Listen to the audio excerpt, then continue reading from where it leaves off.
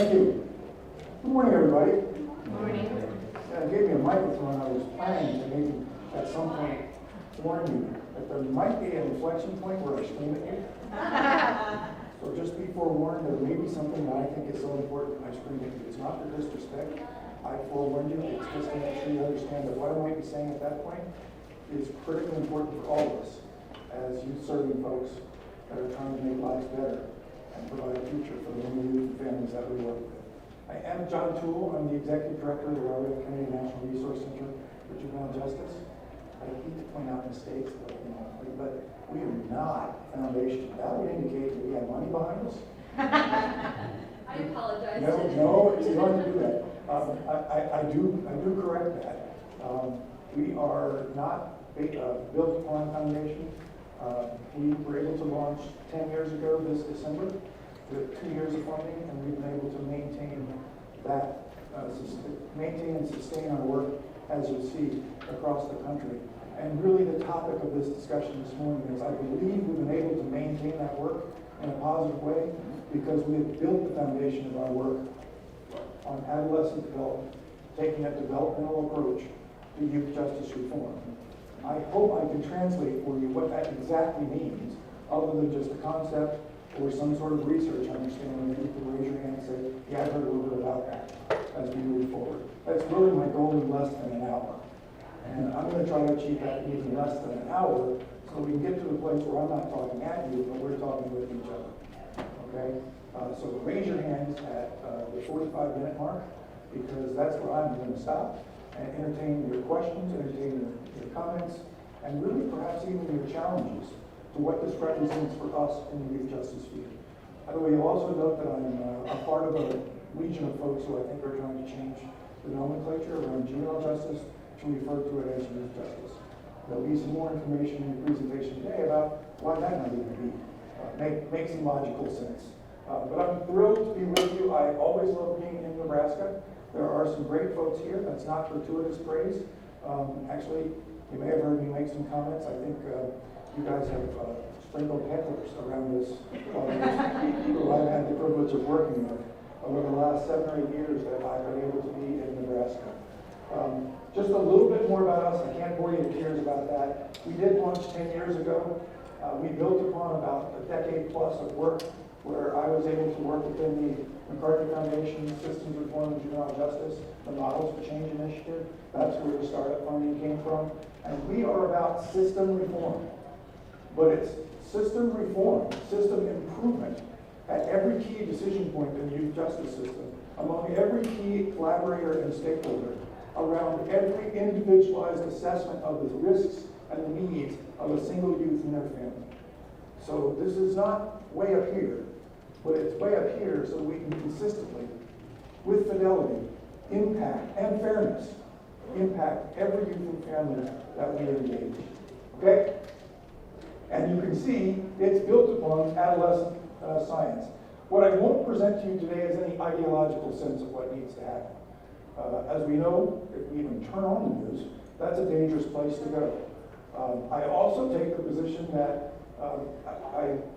so nationally now, for renowned speaker, that just means I know how to navigate airports to get to where I'm supposed to go for sessions. That's about all that means.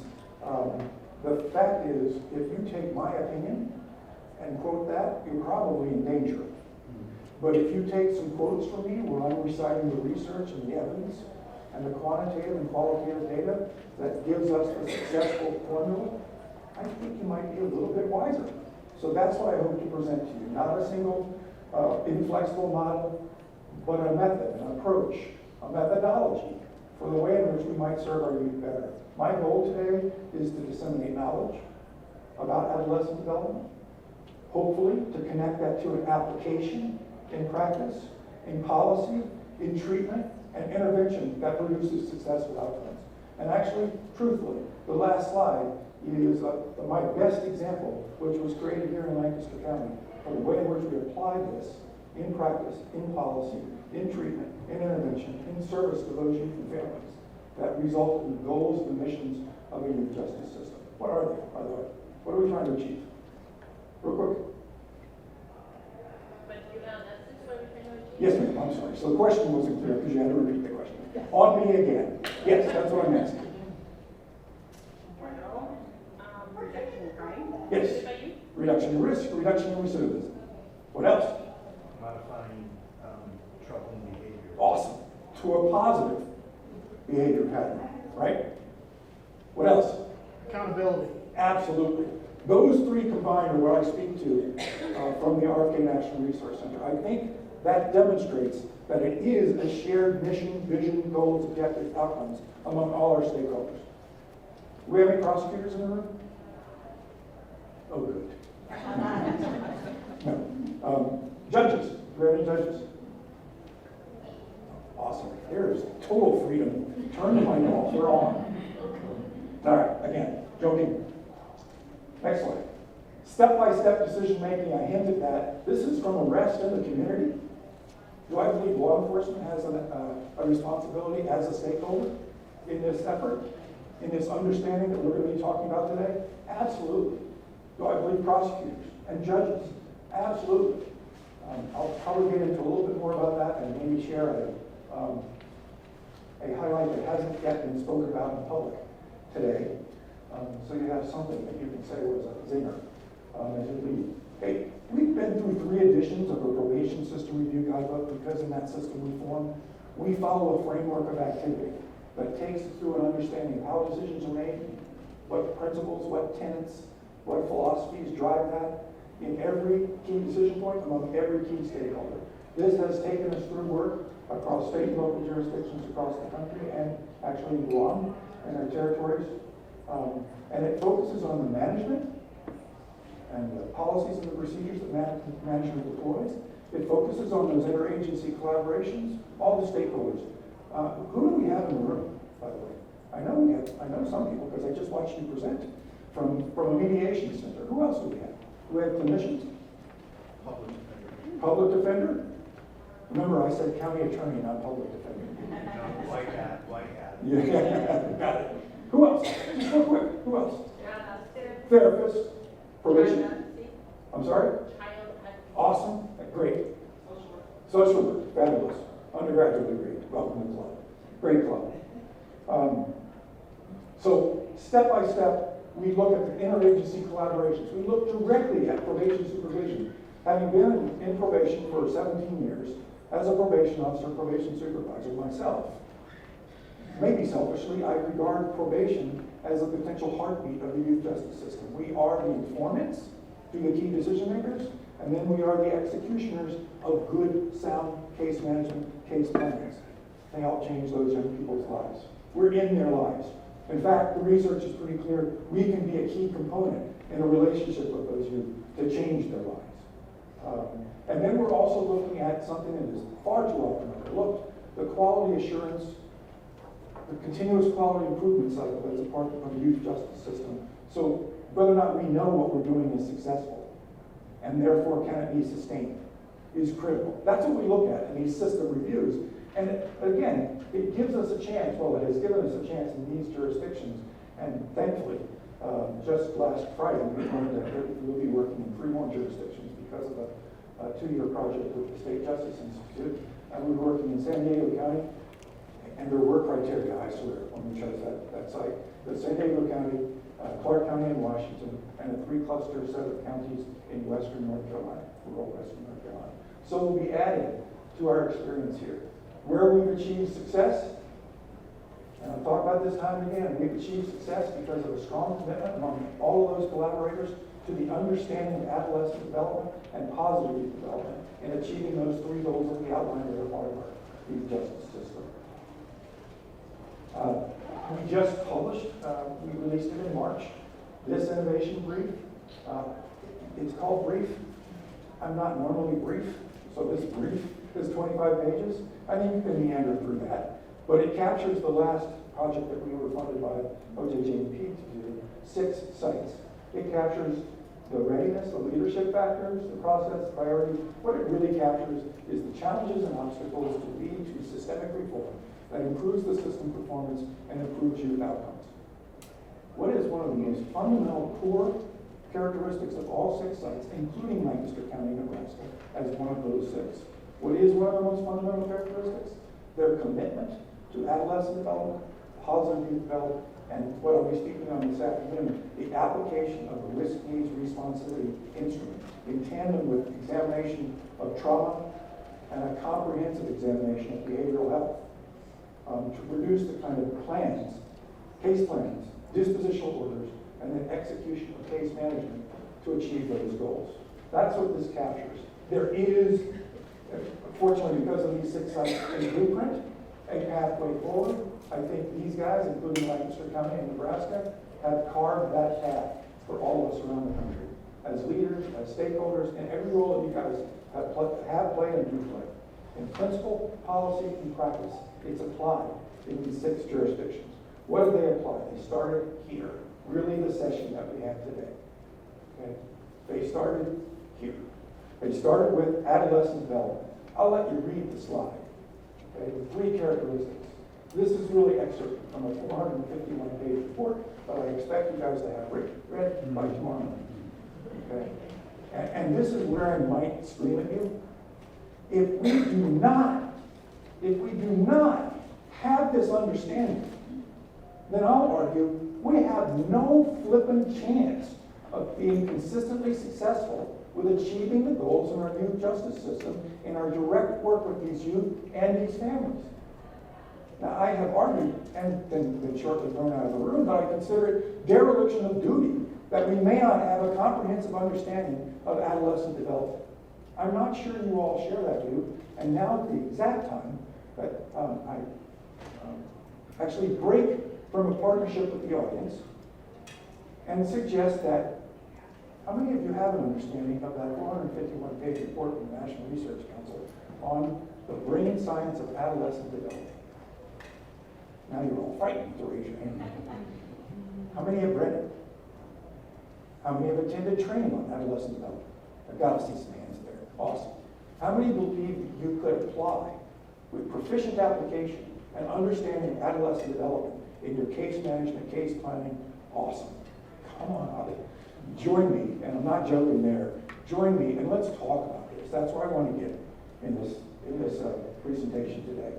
So do you know that this Adolescent Development National Research Council ultimately was cited, this research, in 3 key Supreme Court decisions, and since 2 more, ultimately eliminating the death penalty for those persons under the age of 18, well before the death penalty gained momentum to be eliminated in almost every state. It eliminated life without parole. Why did it do that? In the Roper v. Simmons death penalty case, the research is clear. It reflects immaturity in higher order executive functions such as impulse control, planning ahead, and risk avoidance. Does anyone want to suggest that I'm talking about the absence of culpability for you? No. Diminished is what the Supreme Court speaks to. That's what the research supported. What it reflects is it really started with MRI imaging in the late 90s and gave us the opportunity to identify what was going on in the brain between ages 6 and 26. From 10 to 17 is what we loosely call adolescence. That's normally our population that we're dealing with. During that period, those characteristics that I just referenced in the Supreme Court decision are present for these youth. These are the things that were excerpted to kind of help capture for you what that results in. Now, if you had Larry Steinberg standing in front of you, who is much more knowledgeable than I'll ever be, speaking about the brain science, because he was at the front of this research, he would talk about increased plasticity at the neurosynapses, and he would talk about, the key here, increased malleability to change that behavior, because you're just forming that cognitive skill building, that ability to gain your equilibrium when confronted with peer influences, when confronted with high-risk situations, and make better decisions. You don't just instantly make them. During that period, you develop the cognitive skills to learn how to exercise those judgments in those situations. And during adolescence, they're not fully developed. Okay, so I have 2 sons. One of them is 33, one of them is 28. My 28-year-old is the perfect example of adolescent development gone wrong. He's a fabulous kid. I need to say that. He knows I use him in this example. But boy, who has kids? Yep. Let me just simplify this. How many times do you have to tell them to do what you want them to do before they do it? 10, 20, 40, 50, exact 159. On every circumstance. I mean, they don't just react, they don't necessarily react to admonition or directives. They do react to learning. And experiential learning gives them the opportunity to build that judgment, the judgment to where they will be able to remove themselves from negative peers, where they'll be able to remove themselves from negative circumstances, or they'll be able to stand up and exercise their own independent judgment that they've developed through their cognitive skills. That's what we're talking about in this application, folks. How does this apply? Really, I've got plenty more slides, but how does this apply? It means that if we understand that at their greatest period of opportunity to change and develop that pattern of behavior, then we don't stifle it. We partner with them to grow it. Okay? Strengthen that cognitive skill development. Strengthen that decision making. Support that so that when we're no longer working with them, or when they're all independent, they're able to exercise that judgment and desist from the previous pattern of behavior that may have them into high-risk situations or involved with us. May go against the notion that I practiced for at least a decade, which was, give me the conditions, Judge, here's the ones I like ordered, and I'll just stand over this kid and I'll enforce these conditions, and all will be wonderful. It really doesn't work. It doesn't work in the research. This afternoon in the R&R, the listening responsivity, I'll talk about the fact that if we don't apply treatment services and opportunities to grow the judgment, to engage in positive youth development, and we're really practicing in an arena where we're going to experience higher recidivism. Okay? But if we apply these principles, what the research shows is that we can reduce recidivism by as much as 40%. Okay? So just simple, plain language. Throwing a lot of bullets at you, and I hope they're resonating with you. I would also say this is a quick one, but the emerging adult, whatever you want to call it, the young adult, the young offender, 18 to 24, where there's some momentum to move into an arena where we separate into a third court, a youth justice, a young adult, and emerging adults, and an adult criminal justice system. That age in the research goes from ages 6 to 26. So Zach has just now gotten on the other side. We're doing really well now. I don't know where your stages are for some of your kids, but that development is still going on. Add trauma to that picture. That stunts that development. That interferes with that development. That frightens those decisions being made or leads to flight from those decisions. We're talking about stunted development. How many of the kids that we work with have complex needs that include behavioral health, mental health, substance use, family situations, as well as the trauma? And we're talking about as many as 80% in the general population and 90% in the detained population. We're talking about 2 out of every 3 that we encounter likely have some sort of interruption in their normal development, some sort of behavioral health diagnosis, substance use diagnosis. It's critical we understand these principles in order to help move through this pattern of development and this period of engagement in deleterious behavior. Okay? I was asked to be on a committee after that national, so I had a requirement to read that report. Maybe that's what we should ask you. We all are now on a committee for the state of Nebraska putting this plan together, but we were asked to put together a plan for Department of Justice, OJJP, around the development of reform. A couple of quick points I want to make here. Won't be able to go through some of the report too, but accountability without criminalization, alternative justice system involvement. How many youth offend for are arrested that never come back to the attention of the court if we do nothing other than the processing of that arrest? 25-year data trend. What's the percentage? 80%. What's that? 80%. It's a lot, but in the right track. Who said that? Way to go. 65. Ooh, I heard the 60. When did you just stop? It's right around 60%. Never come back. Can we push those kids outside of a formal involvement in the justice system, maintaining the safety with the community? The answer right there is yes. But can we do that, folks, without the iatrogenic effects of introducing them into a peer group that's already deep involved in that pattern? Again, that's not an opinion, that's research. Yes, we can. Can we make sure that we're examining their stage of development? whether or not they have active trauma symptoms, whether or not they have behavioral health, mental health and substance use issues, or developmental disabilities, or disabilities that have been identified in the education plan. Should we look at all of that as we're making these individualized responses to these youth? Absolutely. Absolutely. Short of that, then we're not examining that which may interfere with it and be identified as cognitive dissonance from our efforts, shall I say. So a couple pieces there. Confinement only when necessary, where the research is really clear for youth that do not need to be confined, that are not a risk to the community, that are not high risk for future reoffending. We should not be incarcerating them. And I know Nebraska changed the law a couple years ago. I also know, because we just completed a statewide review, and I am meeting the town hall this afternoon with a meeting of statewide, with a panel of statewide judges who are going to react to the report that we submitted, one of which is around the fundamental requirement for them to have training and proficiency in the application of adolescent development and then be certified. So you might imagine my afternoon town hall meeting is not going to be pleasant as we go through this. But I know there's been a lot of workarounds because of the extensive review that we did to this confinement only when necessary for public safety, despite the law being passed. Again, it's a departure from these fundamentals that lead to such great success. Genuine commitment to fairness. So in real years, in dog years, it's 1 to 7.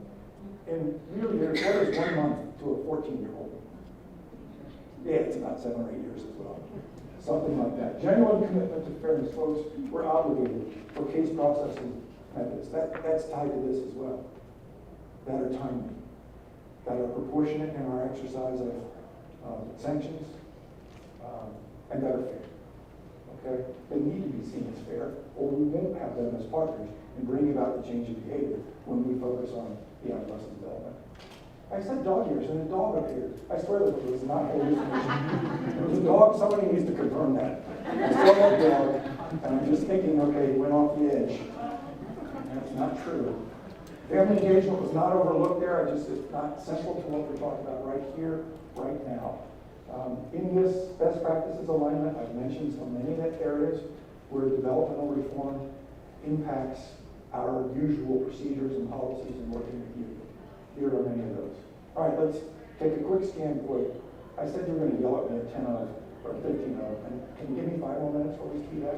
This meeting's way too quick, as always. I want to show you a couple examples applied. You have 20. Yeah, no, but I want 10 for the question.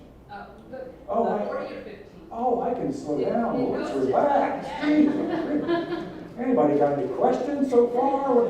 At least I got to go to Yeah, 15. well, I start thinking noon for lunch for you guys, and you'll just start walking out. Great. Yes, ma'am. Is this shared in the app? Yes, it is.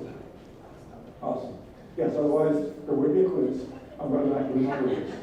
So this is how this was applied in the Fairfax County effort. They were one of the 6 sites. Again, we didn't just push for understanding, to be able to raise your hand and say, I was trained. But can you apply this in everyday practice at every one of those key decision points where we work with youth? Well, on the left-hand column is the expected proficient use for probation staff. And they have broad responsibilities for probation, social workers, caseworkers, detention workers. This is where I worked. It was in ancient times, but it is where I work, and this is what they've done currently. They expect, and they have, a training curriculum that focuses on the how, what, and why of each of these 3 categories. Okay? If you're taking a quick look at it as I'm speaking, this is the expected behavior, and this, unfortunately, is truly how we too often present ourselves to the youth that we work with. Okay? And it takes effort. They're probably looking at you like I hate you in many instances. At least that was my case with it. And what we need to do is partner with them in understanding where they are in their development. Partner with them in helping them understand that we might be able to identify a path forward if they're working with us. If they identify their belief about what that path is like, that might lead to assistance moving forward. It's our approach, fundamentally, Now, I've watched the CQI oversight in Fairfax County in action, and I see the expectation of supervisors, of caseworkers, probation officers that are working with those youth. And these are the expected exercise of methods that are part of the oversight of those particular workers. Okay? Against this pattern. This is what they're training for and against in practice. Okay? Again, despite what I've just gotten clarified, we do have more time. This provides a foundation document in Fairfax County for training of probation staff, along with the motivational interviewing, along with the other techniques that are part of the skill set given to probation staff. These are the expectations for how you present in working with youth. And again, this is connected to understanding adolescent development. Okay? With all those other standards, that if we can apply the fairness standard, if we can apply that understanding of where they stand, if we can apply that understanding that they're going to make mistakes, and we don't, I can't help but stop right here now. We're also conducting a statewide review in another state that should remain nameless, but it starts with AR.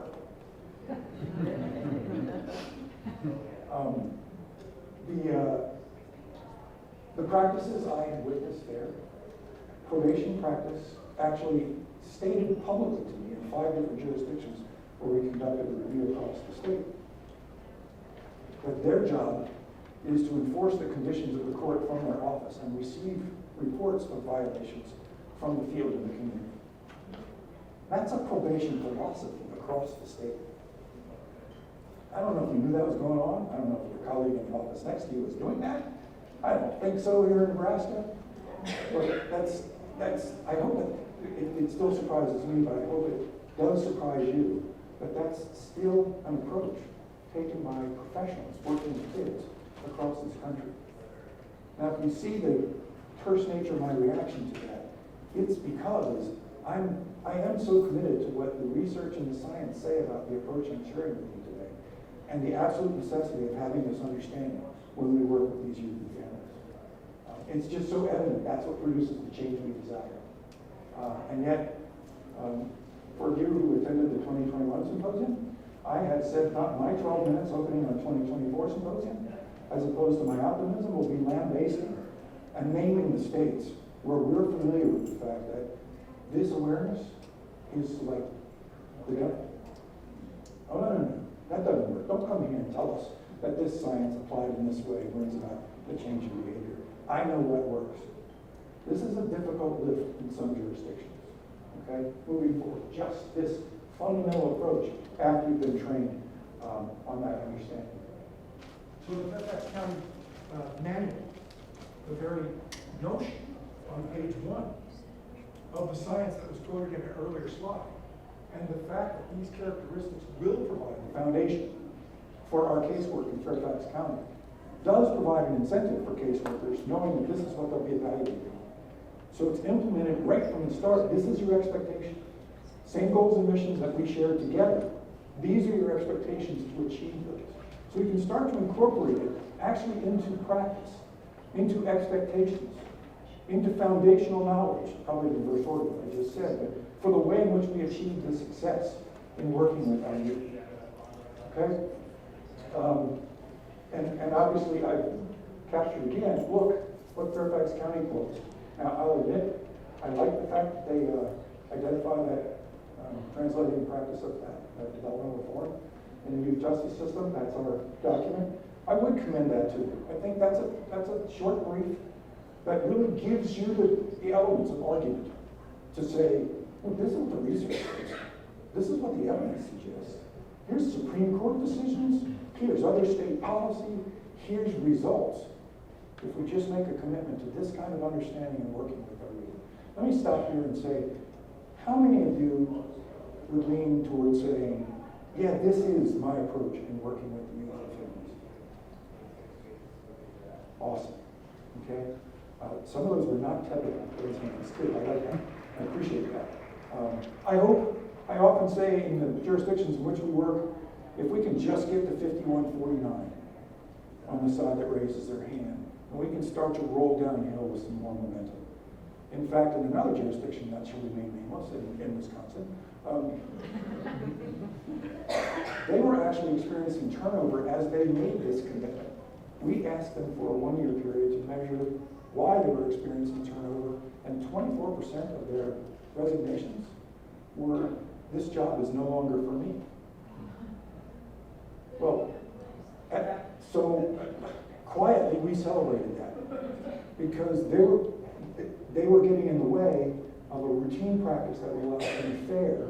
There wouldn't be worker determinations as to why it was we were being successful. It would be their agency's commitment, and we could get closer and closer to knowing that on a daily basis, these were the foundational principles that drove the way we interacted with youth and brought about that change in positive behavior, changing that behavior pattern. Also in Lancaster County, just core tenets. I'll admit, RFK National Resource Center has a what we call a Transformation Youth Justice Practice Network. It's currently constructed with 16 members. We're in the midst of adopting a new statement or resolution on our principles that bring about effective system improvement and improved youth outcomes in the youth justice system. Every one of them are committed to this. But we think it's going to end up being a strong statement coming from them. And it's going to be strong for us because it comes from 16 folks who are working across the country, who have done this work, who are part of the Mondoro project that yielded that positive success, or part of those other 32 jurisdictions that were highlighted there.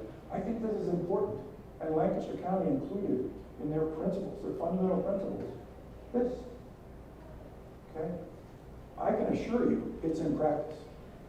I have the opportunity to stay in touch with them because of our work on a statewide level. Might even just be having a cold beverage at 6 o'clock with the probation director this evening to make sure that it's still in place. And I can assure you this is in place. I think, I forget my next slide, is yes. In fact, the way they start their process of commitment to that understanding of adolescent development, that developmental reform, they've created, it's 6 modules in the end. 6-module training course, 60 minutes each. That doesn't just share the research, share examples, make it interactive with each of the workers, but it requires a test of proficiency of understanding and application in practice. This is actually the approach that gave me the strength for why we did recommend in our final statewide report. For judges, and my other town hall will also be unpleasant because it involves the county attorneys, making the same recommendation for proficiency of understanding and application of adolescent development before you practice in the youth justice system. I think if we get to the other side of this, probably spirited debate, Nebraska will be standalone in the nation for having made that commitment to the kind of probation practice, case manager, case worker practice, with adolescent development at its heart, and the key stakeholders. Public defenders, you've already been on board with us from the start around this. That might be expected, but it's not always present in other jurisdictions. But if we can get just a little bit farther down the road in applying these principles, we're going to start to see some of the success that I'm about to present to you, which is pretty damn compelling. Oh, by the way, what gave me that was Lancaster County made it available to law enforcement, to the county attorney, to the judges, and to community stakeholders, so that they started to build that collaboration, that this is our approach, this is our philosophy, this is how we're working together with them.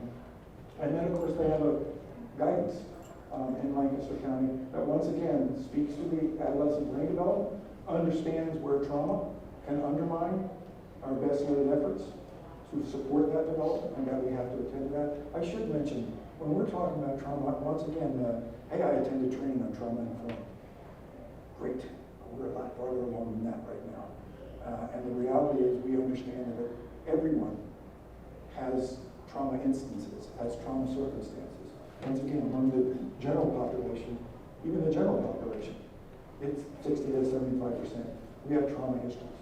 But those trauma histories haven't produced circumstances that interrupt our development. Okay? Resiliency. Counseling. We've overcome that. It's a higher percentage in juvenile justice, and what we're looking for is not just the fact that it exists, but where are the active trauma centers that we need to evaluate further to identify an appropriate treatment for service intervention. Okay? And it's those areas that we focus on as a part of this adolescent development approach. Because if we don't, they will interrupt our routine efforts to apply these principles in this period of time. Okay? That's why Nebraska's own Keith Cruz from NISAP and Dr. Gina Vincent, great partners of ours again on this next project, are introducing an even more comprehensive behavioral health assessment methodology that includes the approach to trauma screening to identify active symptoms as a part of our routine case assessment in every case that's formally involved in the justice system, and certainly ultimately evaluated for those that we refer about. So, just want to make clear again, it's written into policy, it becomes ingrained, everyone trained new understands this is what's expected of me. I have to have this understanding and this proficiency of application. So, where do we get specific on this? I said policy, practice, try to give a couple of quick examples of how it's introduced to policy, to practice, to manuals, to training expectations and performance expectations. What kind of treatment can address stunted development in this adolescent development phase? Okay? Because we need to have answers. We don't just say, we did it. We're aware of it. We're trying to promote positive development, cognitive skill development. Most of these youth, that's a fair statement in research, most of these youth have some impairment as a result of life circumstances that impact this development as well. So how do we treat that? How do we apply that into our basic understanding of moving these kids forward? Well, Elizabeth Kaufman, I don't know if you're familiar with some of her research, but to me it stands at the top of the research. She's got a 20-year legacy of looking at these issues. And she just speaks to the practicality of where we may fall down. Judges making decisions every day about youth, they need to be making those decisions based on science, not on fear or assumptions that may be irrelevant to long-term outcomes. Again, I don't need to make this an indictment. Please don't hack our town hall meeting virtual this afternoon. No. You should have heard him earlier. But how many of us believe that on routine cases that judges receiving these cases have this information on adolescent development, have an understanding of intervention opportunities, have an understanding of how we're going to apply our approaches to change the behavior, and design orders that are informed by all of that, so that they can support, the court can support a positive pathway to overcome this pattern of behavior and engage in a desistance pattern moving forward. So that's her quote. I like it that she follows up with really a synthesis of so much of the research that's out there on the kinds of approaches. We're not devoid of approaches once we identify that there's an interruption. Okay? Are these unfamiliar to her, these kinds of treatments? DBT, the CBT, some of the others, the trauma affect regulation and target, relatively new. But the sparks, these clinical approaches are routinely available. And they're really, I cite them because they've got strong research to intervene in an interrupted pattern of development. It's not on us just to be supportive and provide pro-social connections and cognitive skill building and encourage the education arena to also be aware of this, to understand what developmental disabilities they might need to impact. It's a therapeutic partnership in many instances. Okay? So, just a quick show of hands. Familiar? Mostly? Big question. Available? Okay. Always the kicker. So, in-home based services across the state don't provide for these kinds of therapeutic opportunities. There was a 91% coverage rate of the in-home based services in our final review across all districts in Nebraska. And receiving these services from AOCD, my understanding is that these could be those services that we could access. I think the issue is it might be available that there's huge capacity. Certainly in the western side of the state. Right, so I might say, yes, I have MST or FFT or DBT, but I have one provider that will take 5 kids and I need it for 35. And we have to get to a place where we're collecting that data and understanding I have one provider for 5 kids and I've identified the need in 23 cases. We have to get to that place. Really this afternoon I talk about that more extensively, And that's where the commitment in Nebraska to the YLS, I may talk about the fidelity of that commitment in some arenas, not just in Nebraska, but we have to get to that place that we've got that data. Because if we're going to do this system right and attend to adolescent development and understand where it's been impaired, these therapeutic interventions can help us get over to the other side. And in the absence of them, we're planning on vacant standby. You are right at around 15 minutes. Awesome.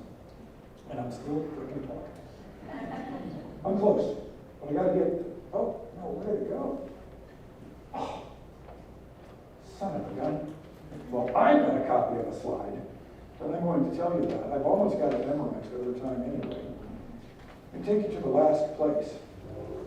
Well, I'm glad I've got memorized, because I don't have it either. So when we apply all this, training, understanding, proficiency, application in our case management, opportunities to connect to cognitive skill building, pro-social opportunities to interrupt that or support that pattern of assistance as we move forward. At a key particular point in Lancaster County, what we identified, and also the commitment to the risk and responsibility approach, the YLS. Lancaster County made a commitment and collaborated with public defender, with county attorney, with judges, and retail probation to develop an early and successful closure process for probation. So now I'm talking about the youth who are actually managing on probation. Okay? Not just, in fact, they've eliminated most of their low risk being on formal probation. So these are mostly moderate and moderate high or high risk youth. When they started this, after developing a procedure that was agreed to by all four of those parties, it would result in a report that required commitment to the risk need responsibility of the YLS that demonstrated a reduction in risk, a measurable reduction in risk in one of the 2 or 3 priority domains where the caseworkers were working with those youth and those families. Okay, the science is there. If we do that with fidelity, we can reduce risk, we can reduce future reoffending. Okay, one component. So understanding that adolescent development, during the time they were working with these youth, they also were committed to the positive youth development, really the rewarding the positive behavior, which is what incentivizes youth to change that pattern of behavior. Do you believe that? Say yes. Awesome. Because the research is really clear. Time and again, right around 4 incentives for every sanction, a balance is what they're arguing. A balance of sanctions and incentives will produce the behavior change. Why? Because it's based upon that adolescent development. Give them the opportunity to work their way out, to exercise their judgment, incentivize that change in that behavior. Sanction when it's necessary, but in proper balance, you'll change that behavior better. When they started the project, they had a 15% early success and closure rate in Lancaster County. This is now over 2.5 years since they implemented it. Okay? With this new report process, they had to reflect a reduction in risk. They also had to reflect substantial progress in the priority treatment area. That could be clinically determined, or that could be probation determined, depending on what were those recommendations. When they started the project, they also had about an average of 2.5 incentives to every sanction. They had already established a method to that. They had established their own incentives in their local jurisdiction that could be used, so they were measuring. So during that period, they were also trying to incentivize the behavior change. Positive opportunities for those kids to connect. Okay? With all that combined, 2.5 years later, their data are double the early and successful case closures that were reliant upon the substantial progress in treatment or service or program area. Their incentives to sanctions had risen at one quarter, it was close to 6 to 1. At the time of the 2.5-year period, it was around 5.1 to 1. I think there's really clear, the most key factor, and I will stop talking, the most key factor was the fact that they also followed with those closures, they followed their recidivism rate for 1 year out. Again, the key at the start was moderate to high risk youth. Okay? They reduced among that population of the early and successful closure that reduction of their recidivism rate by 24% in that 2.5-year period, even among that high-risk population. And it was only that section that were early successful case closures that still resulted in that extraordinary reduction in recidivism. It really was based on their commitment, their training, their application in practice, the incentivizing behavior, which is so core to building that opportunity to exhibit that behavior pattern during the developmental period, application of these kinds of service interventions, these kind of clinical interventions. Folks, that's just a remarkable set of data over 2.5 years period. To me, it is proof. I haven't found that remarkable data in other jurisdictions. And as you know, we've been at this for more than a decade. And it just consistently applied at each key point that fundamental understanding of adolescent development and how we best change that behavior and give them the opportunity to experience a future as if they were your own Zach and Austin moving forward. Okay? So there is a method. There's proven methods. There is a blueprint. There's an opportunity to replicate. Cheat, steal, grab it, apply it in your jurisdiction. That's what we're working towards, because this is the kind of success I think we get in this work for. I mean, ultimately, we translate real faces, real kids, real families, coming back to you 5-10 years down the road, same things. So I don't know how much I've talked past my limit, but we've got time. Questions, challenges? Really, yes. As a reformed prosecutor, or as a kid, let's say persecutor, I still think we struggle in the legal system, and I see it every day. When they understand, yes, this really works, but you know what? That charge trumps everything. It is the charge, not the child. And how do we change that legal system that the charge is the charge? Horrific or not horrific, you have to look at that child. And let me answer this by saying, again, no one accused me of being soft. Hell, as a probation officer, I carried around a code book in the halls of justice. I'll apply this section right here because you just did this kind of notion. Pretty ignorant back then. We've learned a lot since that time, and thankfully, I've tried to follow along and learn from that. Too many of our disciplines don't understand that when we use these risk-need responsivity instruments, part of that equation is the offense type. And so while I've just engaged recently in a jurisdiction and said, yeah, but what about the gun charges that are showing up low risk? Write in a policy exception if that's what's happening in your community. That we'll handle these differently because they're currently a challenge for us. But let's have a thoughtful conversation among the disciplines. And as a reformed persecutor, I appreciate that you're reformed. Well, I'm not saying totally. I think the other sad part about this is it takes time to change. Like I said, get to 5149. We have some great county attorneys in Nebraska that really want this to be applied, but then they have an office of 2 or 3 that say, damn, I'm the arbitrator here. I saw this offense and I've got to answer to the community. The best way to answer to the community is with this solid approach, not an emotional approach. And I wish we could have more engagement in those kinds of discussions and eventually flip the volume of research we have, like what Lancaster County has produced, to begin to persuade more and more of those workers coming into this profession. This is the smart way. It's not soft. This is the smart way. This is what you can use to convince your constituents. I'm doing well in youth accountability. I hope that makes some sense. It's just not tomorrow's answer. I think the issue that impacts, because I'm from Douglas County, our 2 big ones especially, is guns. Oh, this all works with every other kid, but never that kid with even a gun possession charge. We need to nail them, jail them, put them away because they had a gun.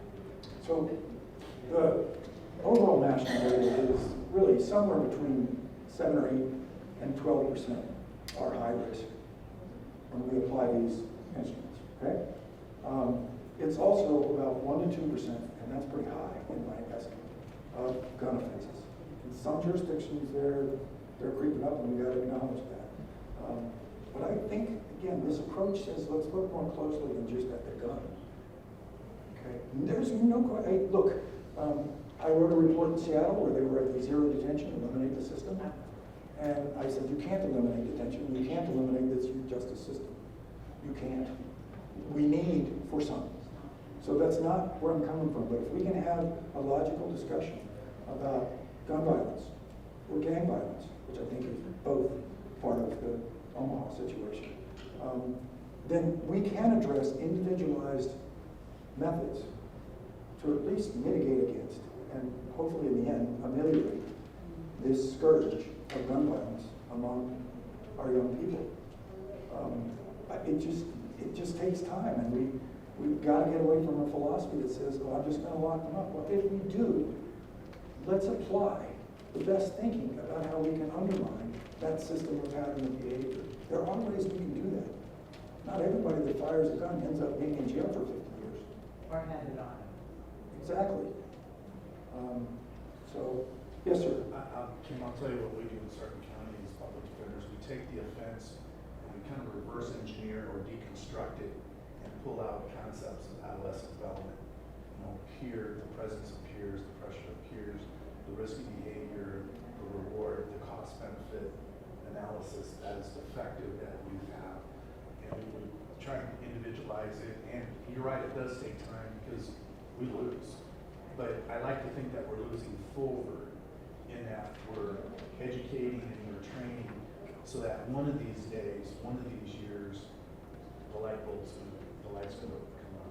And there's approaches out here. John Jay College has an approach that we try to mimic in that state of Arkansas. It's titled under group violence intervention as opposed to gang violence, but group violence intervention. It really does rely on bringing the community together as well. We can't do this to the community. We have to do this with the community.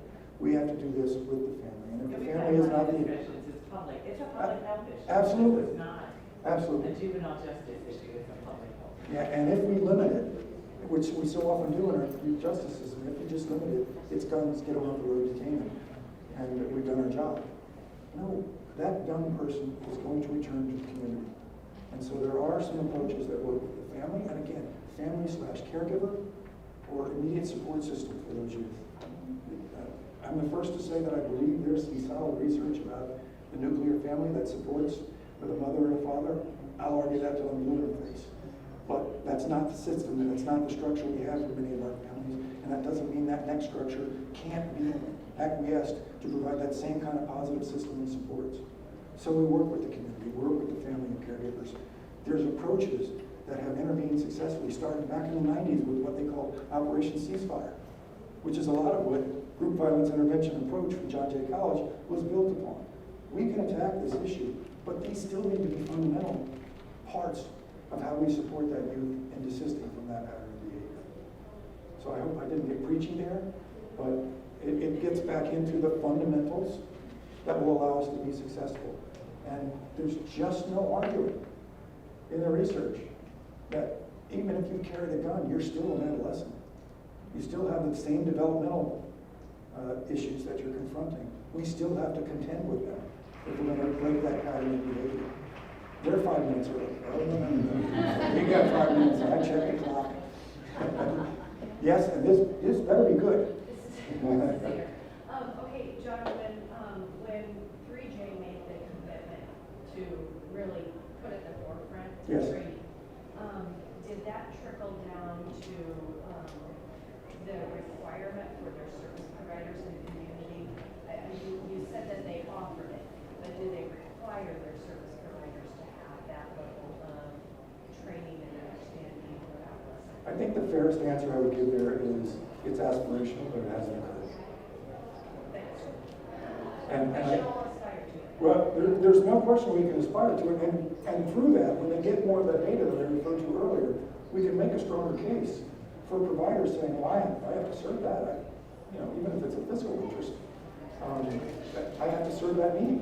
I can. There's an opportunity. But we've got to make that identify that need, that capacity that we need to serve them. I'm not sure they're there yet. That's as honest as I can get. And I don't know that I know an example across the country where they've solved, in this last 10-year environment, where they've solved the actual resources that match what we need to serve these youth. So we don't have that great model perfect.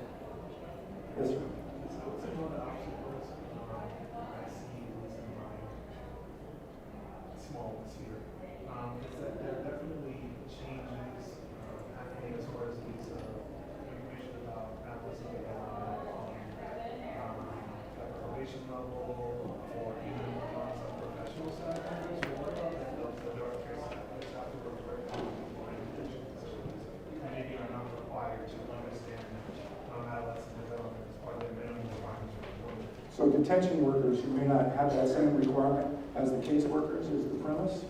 And again, that's a big challenge. That Milwaukee jurisdiction, they were then adopting within the detention center a program of development because they were closing down the state correctional institutions. So we needed to train to that impact in those facilities. We have to extend out. With anybody touching a youth that's working with them that has a designation of, not a designation, who's working in direct care, they have to have this fundamental knowledge. We have to train out. Obviously, I spoke to prosecutors and judges. Your population that you just referenced as well. And they're not separate. They're not a break-in service. They're a continuum in the service. It just happens to be in a secure environment. Those folks, those professionals should be exercising the same principles for us to succeed. Do you have any methodologies or training that would be accessible to them? Because like, at my facility, we definitely impress the importance of this, right? So we have staff members who go to things like motivational training, or who have introduction to DBT skills, even if they're not professional staff, like licensed or certified staff members. So our directing staff are doing such things, but in terms of like secure detention, as we're here today, so as opposed to that, like secure detention facilities, what would they be? What are some of the things that are accessible? Well, I just think, yeah. There's probably people in here who know more about this than I do, but I'm pretty sure Nebraska has as part of their jail standards that adolescent development is required as part of the training for any detention staff. And so what that content is, I don't know, and who controls that. Can you speak to that? We have less than a minute, by the way. I think one of the things you just mentioned, because we're bringing it into our detention facility, is all staff will be trained on target. Again, Period. We've done the motivational interviewing, we're now doing the target because they need something more specific as de-escalation techniques. so we've written in 3 jurisdictions in our recommendations job responsibilities for staff to change those job responsibilities. Again, it's a difficult environment, also hiring jobs. These are skills that need to be available. We're out of time. You can tell I could talk about this forever. I hope that you could too. All I ask is that you keep talking about it and exploring where are you in your knowledge and understanding of adolescent development and allowing you to work successfully with the kids and families you work with. And thanks. With that, I